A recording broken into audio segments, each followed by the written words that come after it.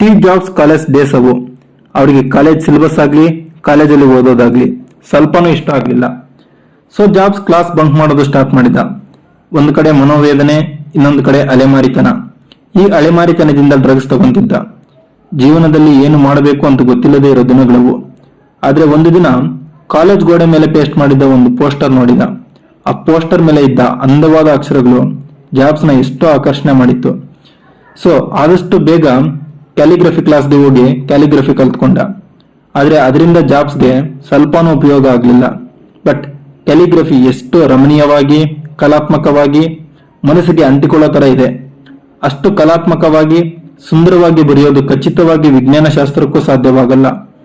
So ಅದಕ್ಕೆ ಅವರ calligraphy ಎಷ್ಟೋ ಇಂಟ್ರೆಸ್ಟ್ ಇಂದ ಕಲ್ತ್ಕೊಂಡ್ರು.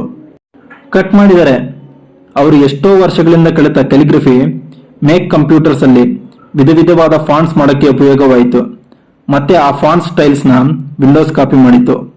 ಸ್ಟೀವ್ ಜಾಬ್ಸ್ ಅವರು ಯಾವಾಗ ಒಂದು ಮಾತು ಹೇಳುತ್ತಿದ್ರು, ನಾನು ಅವತ್ತು ಕಲಿತ ಕ್ಯಾಲಿಗ್ರಫಿ ಆಪಲ್ಸ್ಗೆ ಅದ್ಭುತವಾದ ರೂಪ, ಸೊಗಸು ಕೊಡೋದ್ರಲ್ಲಿ ಉಪಯೋಗ ಆಯಿತು.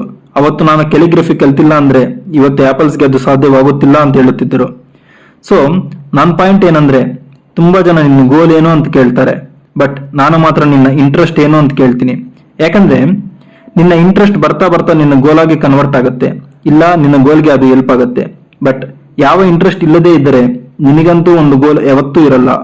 ಸೊ ಪ್ರತಿಯೊಬ್ಬ ಮನುಷ್ಯನಿಗೂ ಒಂದು ಇಂಟ್ರೆಸ್ಟ್ ಇರಬೇಕು ಅಂತ ನನ್ನ ಪ್ರಗಾಢವಾದ ಕೋರಿಕೆ. ಫಾರ್ ಎಕ್ಸಾಂಪಲ್, ನಾನು ಡಿಗ್ರಿಯಲ್ಲಿದ್ದಾಗ ನನಗೆ 2 ವಿಷಯಗಳ ಬಗ್ಗೆ ಆಸಕ್ತಿ ಬೆಳೀತು.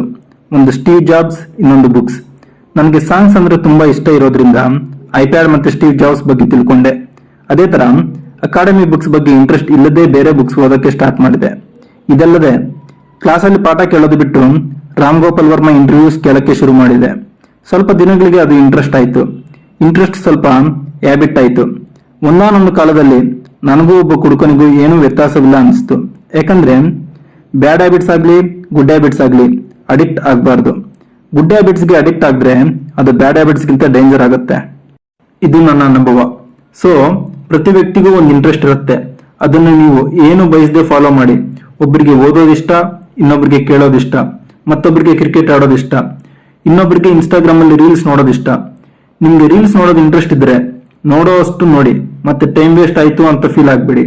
ರೀಲ್ಸ್ ನೋಡೋದ್ರಿಂದ ಏನು ಯೂಸ್ ಇಲ್ಲ, ಇದ್ರ ಬದಲು ಓದ್ಕೊಂಡಿದ್ರೆ ಚೆನ್ನಾಗಿತ್ತು ಅಂತ ಥಾಟ್ ಬಂದ್ರೆ ಅದು ನಿಮ್ಗೆ ಇಂಟ್ರೆಸ್ಟ್ ಆಗಲ್ಲ. ಏನೋ ಟೈಮ್ ಪಾಸ್ಗೆ ನೀವು ನೋಡ್ತಿದ್ದೀರಾ ಅಂತ ಅರ್ಥ. ಯಾರನ್ನೋ ಇಂಪ್ರೆಸ್ ಮಾಡಕ್ಕೆ ನೀವು ಓದುತ್ತಿದ್ದೀರಾ ಅಂತ ಅರ್ಥ. ಅವತ್ತು ಆರ್ಜಿನ್ ಇಂಟರ್ವ್ಯೂಸ್ ಕೇಳೋದ್ರಿಂದ ಏನು ಉಪಯೋಗ ಆಗ್ಲಿಲ್ಲ. ಜಸ್ಟ್ ಏನೋ ಇಂಟ್ರೆಸ್ಟ್ ಇಂದ ಕೇಳಿದ್ದಕ್ಕೆ ಇವತ್ತು ಪಾಡ್ಕಾಸ್ಟ್ ರನ್ ಮಾಡ್ತಾ ಇದ್ದೀನಿ.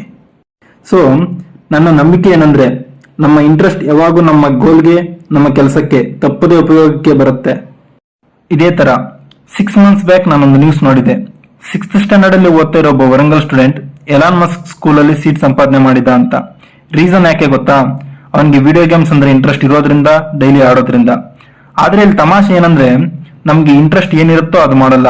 ಆಲ್ರೆಡಿ ಸಕ್ಸಸ್ ಆಗಿರೋರ ಇಂಟ್ರೆಸ್ಟ್ಗಳನ್ನೇ ನಮ್ಮ ಇಂಟ್ರೆಸ್ಟ್ ಆಗಿ, ಗೋಲ್ ಆಗಿ ಮಾಡ್ಕೊಂತೀವಿ.